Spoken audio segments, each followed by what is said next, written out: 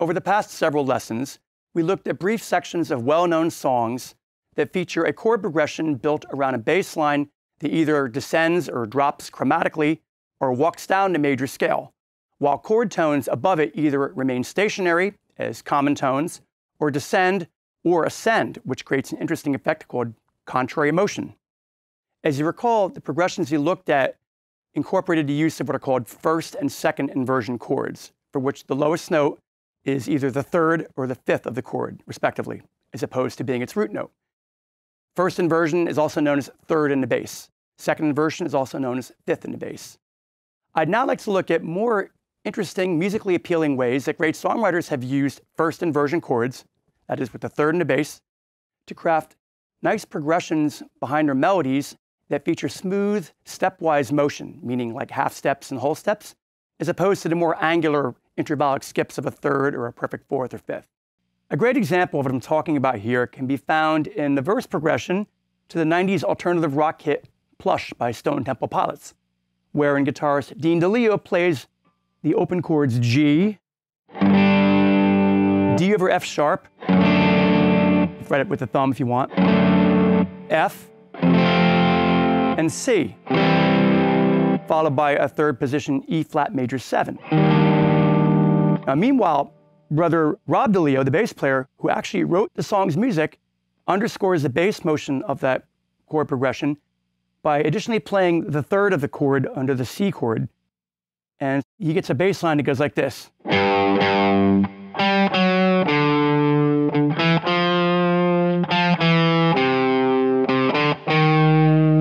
So while Dean is playing, and then D over F sharp,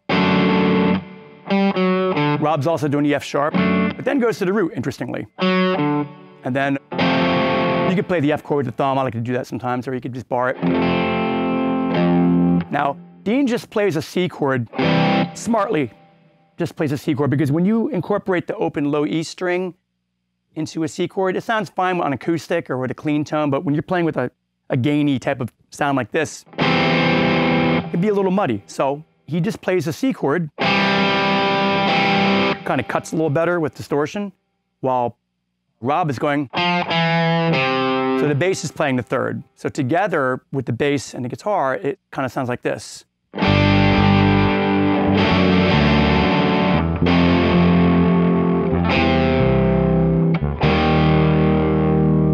And that's a cool effect because the bass line in effect is going.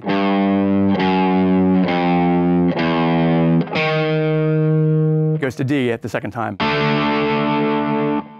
Another good example of the bass playing the third of the chord in a big hit song that everybody knows and loves is Back in Black by AC/DC. So while Angus and Malcolm Young are playing these chords, okay, E, D, A, bassist Cliff Williams is playing. So he's playing the third of A, which is C sharp. So the net result is, and that creates a nice warmth to it, you know, having the third and the bass in a hard rock song, you know, it's like you can add warmth and richness to a hard rock song and still make it cool. In the celebrated live recording of Sir Paul McCartney's early 70s post-Beatles hit, Maybe I'm Amazed, featured on 1976's Wings Over America, he plays the progression on piano that goes through the cycle of fifths, but he uses first inversion chords with the third and the bass to create an interesting chromatic drop in the bass line, kind of like this. So he's starting on a B flat chord. Okay, this is an unusual voicing for a guitar. Normally you would play B flat like that. Your type 1 bar chord, 6-string root, E shape, or you have this kind of B flat. However you want to finger it. I'm putting the bass note here, my pinky, muting the A string intentionally with the underside of my pinky, so if I strum it, I get nothing, and then bar and nose. So I got B flat, and then F over A. Now that's a beautiful voicing, right? What that is, that's like the D over F sharp we looked at in Plush, right? Moved up 3 frets. So now you have B flat, F over A, and then take that same move up 2 frets, C, G over B. This is a nice set of symmetrical voicings. Okay, that's the first time through on each verse. Again, he's playing on a piano and adding a little more rhythm, but I'm just showing you the bass progression. And then the second time through, he goes.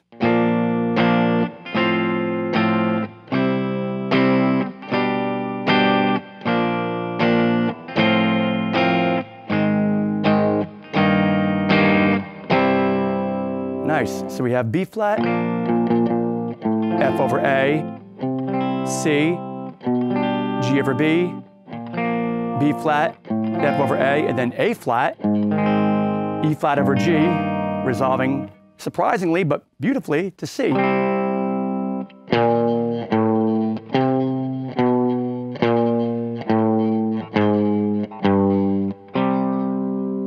And that sounds a lot different. I mean, it's the same progression, but it sounds a lot different if you're then playing.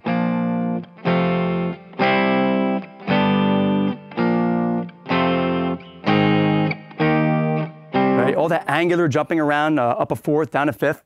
So you're taking the same chords and you're creating smooth, stepwise bass motion. Very cool. The verse and chorus progression to the early 80s Southern rock radio hit Hold On Loosely by 38 Special offers another great example of using first inversion chords with the third and the bass. In this case, they're using very minimalist voicings. Root fifth power chords and then third root power chords, kind of like this. So the song's in the key of E, and you have this little intro pickup. And this is where the progression starts proper. Okay, it's B5, A5.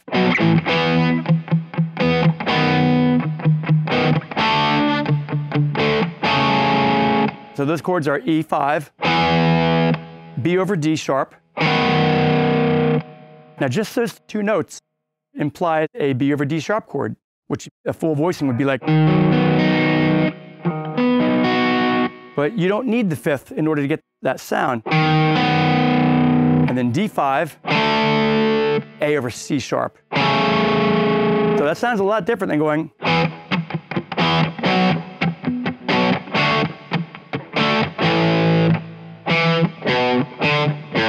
Instead of that, we have.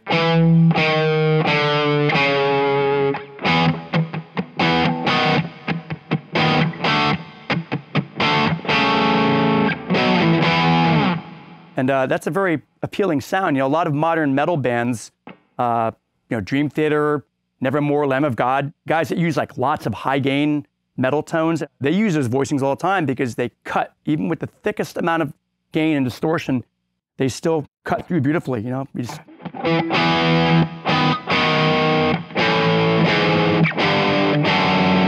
Even in low register, guys do it on a 7 string, and it works.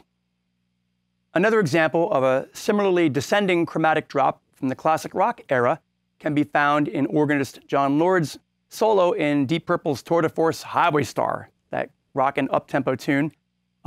During the organ solo, there's a section where the progression goes A minor, E over G sharp, there's a third in the bass, and then it goes G minor, D over F sharp. So that's kind of dark, right, with those two minor chords, you know.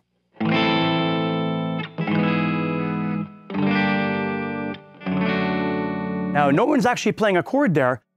Richie Blackmore is smartly and kind of conservatively doubling the bass line.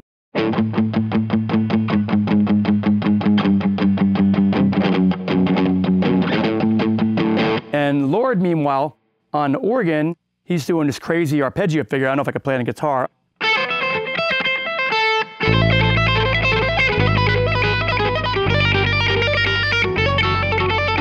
All right, and then he goes to F.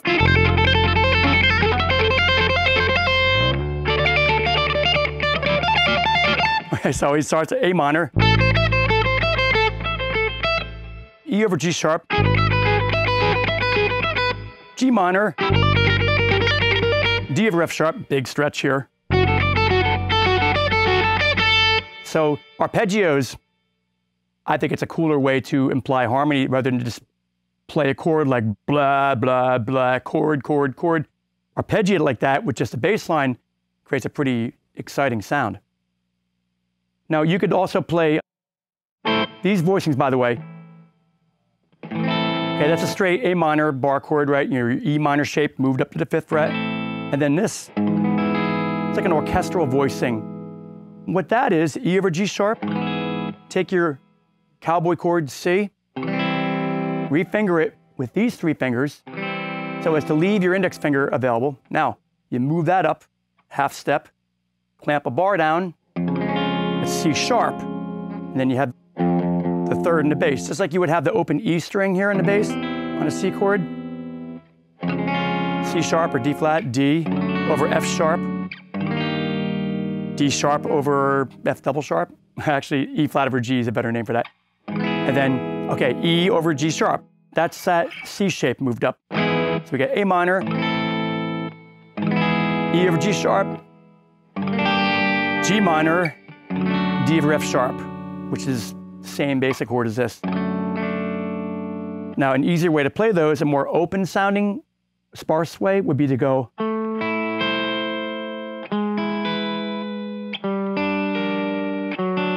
That's beautiful, huh? You have these 10th intervals. It's move in parallel motion, dropping chromatically, but you have a common tone in the middle.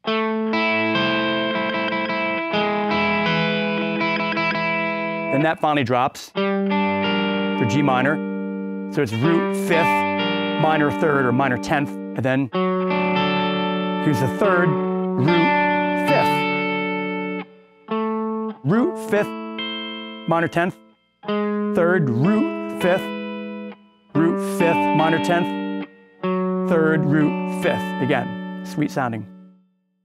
In a completely different style, Steely Dan's 1972 jazz rock radio hit Reelin' in the Years features the use of first inversion chords in a diatonic progression. It's built around the A major scale with a few little twists. And it uses wide intervals and economy of notes, which is very nice. Pianist Donald Fagen, bassist Walter Becker, who later played a lot of great guitar, and guest guitarist Denny Diaz, they craft this progression using like an ascending bass line with little voicings spread over an octave apart. Now here's kind of like a composite of what the voicings would be like on one guitar. You have, the whole time I'm gonna be playing this A note on top as a common tone, okay? But underneath it we have A, and that's implying B minor. And that's implying A over C sharp. Like that. So you have, nice. And then D, looks like I'm borrowing here, but I'm only picking the A, B, and high E strings. A over C sharp again, there's your warm sound with the 3rd in the bass, right?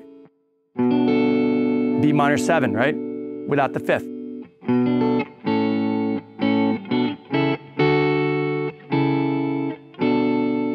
Does that twice.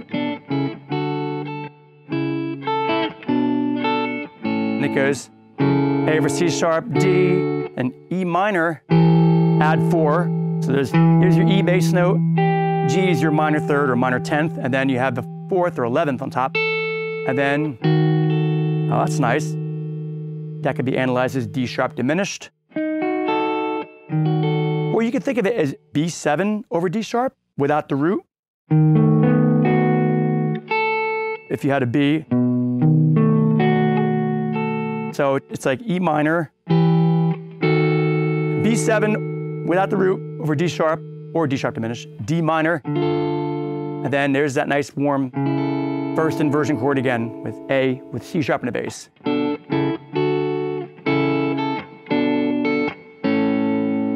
And without the bass notes, then the second time. Great effect. You have a little cluster of voicings there, right? But then you have that big 10th interval gap. Very cool.